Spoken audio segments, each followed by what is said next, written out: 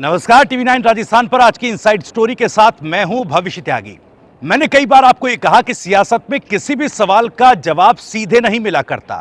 राजनीति में हो रहा घटनाक्रम और उसको आंकने के बाद ही यह पता चलता है कि यह राजनीति किस दिशा में जा रही है और जो सवाल उठ रहे हैं उसके जवाब क्या होंगे।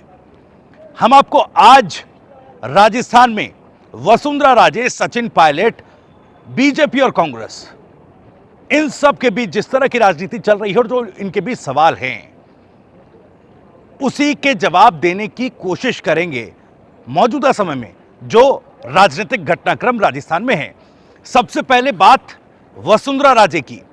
वसुंधरा राजे के लिए तो कई दिनों से सवाल उठ रहा है कि आखिर वसुंधरा राजे का क्या होगा। सीएम फेस को लेकर सवाल है। बीजेपी कह रही है पार्लियामेंट्री बोर्ड तय करेगा चुनावों के बाद कि अगर बीजेपी सत्ता में आती है तो सीएम कौन होगा। लेकिन ये घमासान, ये खींचतान तो है जो हमने 4 मार्च को भी सालासर में देखी थी। जिस तरह से शक्ति प्रदर्शन वसुंधरा राजे ने किया, हालांकि उसके बाद से वो शांत हैं। लेकिन अब एक तस्वीर सबसे पहले आपको दिखाते हैं। दरअसल नेता प्रतिपक्ष राजेंद्र राठौर को बनाया गया और उन्होंने दिल्ली आकर शीर्ष नेताओं से मुलाकात की, जिसमें प्रधानमंत्री नरेंद्र मोदी भी थे। नरेंद्र मोदी से राजेंद्र राठौर की मुलाकात हुई। लेकिन इस मुलाकात के बीच सबसे दिलचस्प क्या था, दरअसल तस्वीर आपको दिखाते हैं राजेंद्र राठौर और प्रधानमंत्री मोदी की मुलाकात की। इस तस्वीर में आप देखिए, दरअसल इस तस्वीर में साथ खड़े नजर आ रहे हैं प्रधानमंत्री नरेंद्र मोदी, राजस्थान के नेता प्रतिपक्ष राजेंद्र राठौर और उनके बेटे पराक्रम राठौर। अब पराक्रम राठौर की यहां पर मौजूदगी इस मुलाकात के दौरान कई संदेश भी देती हैं। चूंकि अभी दूसरी या तीसरी पंक्ति के नेता के तौर पर राजेंद्र राठौर की पहचान होती थी राजस्थान की राजनीति में, हालांकि सदन में वो उपनेता प्रतिपक्ष के तौर पर और गुलाबचंद कटारिया के जाने के बाद नेता प्रतिपक्ष के तौर पर भी बेहतर भूमिका निभाते आए हैं, तमाम मुद्दों को उठाते आए हैं। लेकिन अब कहीं ना कहीं इस तस्वीर के सामने आने के बाद ऐसा लग रहा है कि वो राजस्थान की राजनीति में बीजेपी खेमे में पहली पंक्ति के नेता बन गए हैं। और इसका संदेश क्या है, यह समझने की जरूरत है। चुनाव के लिए ग्राउंड पर बीजेपी उतर चुकी है, नमो वॉलंटियर्स उतारे जा चुके हैं, लेकिन अभी तक जिम्मेदारी वसुंधरा राजे की तय नहीं हुई। इसका क्या संकेत है? हालांकि यह कहा जा रहा है कि 10 से 15 दिनों में हो सकती है, लेकिन अभी तक जिम्मेदारी तय नहीं हुई। और यह भी कहा जा रहा था वसुंधरा राजे क्या शांत हैं, बीजेपी नेता यह दावा कर रहे हैं। देखिए, किसी भी तरह का विरोध का स्वर नहीं दिख रहा।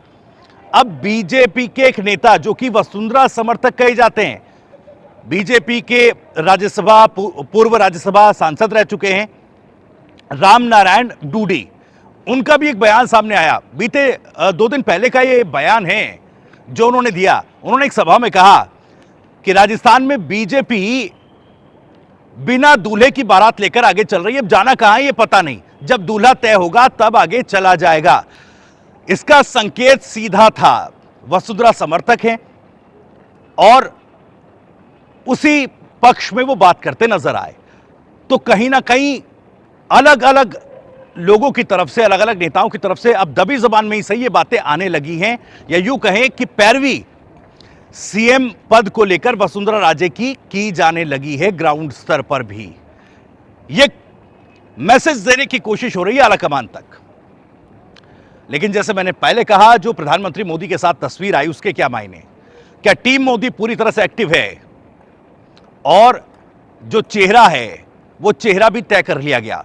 हालांकि जिस तरह से मुलाकात राजेंद्र राठौर और उनके बेटे पराक्रम राठौर ने की, सवाल ये उठ रहा कि औपचारिक या शिष्टाचार मुलाकात अगर थी तो वहां पर मौजूदगी पराक्रम राठौर की, इसका संकेत क्या है?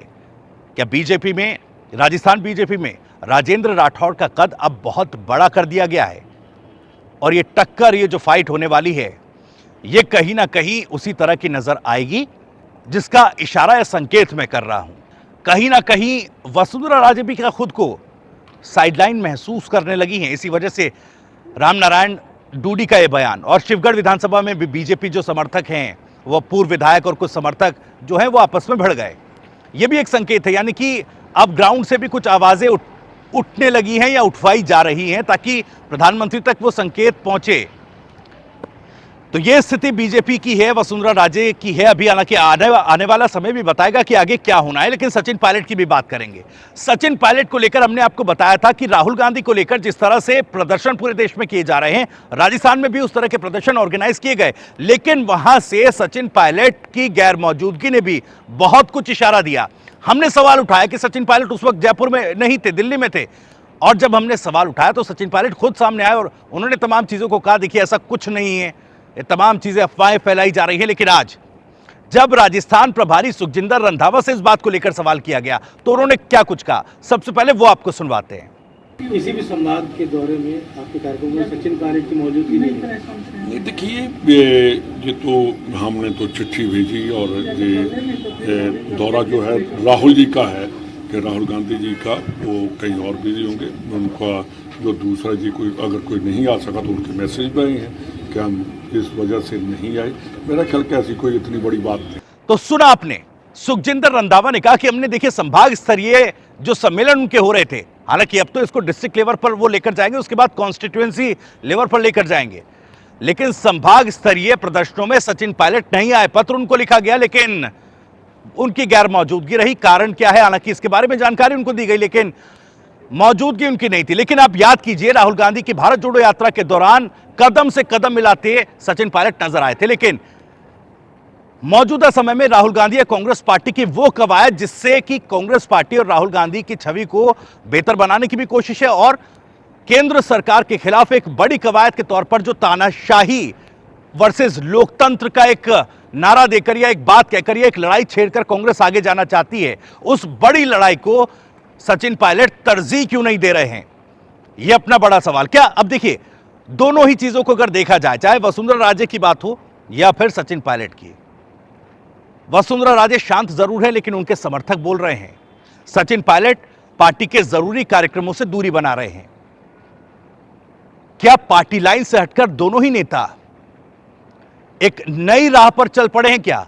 सवाल यह अहम है। और क्या यह राह रिवोल्ट की राह की तरफ बढ़ती है, बगावत की तरफ बढ़ती है? हालांकि अभी इस बात की हम पुष्टि नहीं करते हैं, लेकिन क्या यह इशारा उसी तरफ है क्या? और अगर ऐसा वाकई है तो फिर राजस्थान की आगामी राजनीति किस तरफ मुड़ेगी, यह अपने आप में बड़ा सवाल होगा। इसी के साथ आज इस इनसाइड स्टोरी में इतना ही। अगर आपको यह वीडियो पसंद आया तो इस वीडियो को ज्यादा से ज्यादा लाइक करें, ज्यादा से ज्यादा शेयर करें। आप भी इस मसले पर कुछ कहना चाहते हैं तो कमेंट बॉक्स में अपनी बात रखिए। कोई सवाल है तो वो भी कमेंट करके आप पूछ सकते हैं। और राजस्थान से जुड़ी तमाम खबरों को सबसे पहले जानने के लिए सब्सक्राइब कीजिए TV9 राजस्थान को, और हमारे फेसबुक और इंस्टा पेज को भी फॉलो करना ना भूलें। नमस्कार।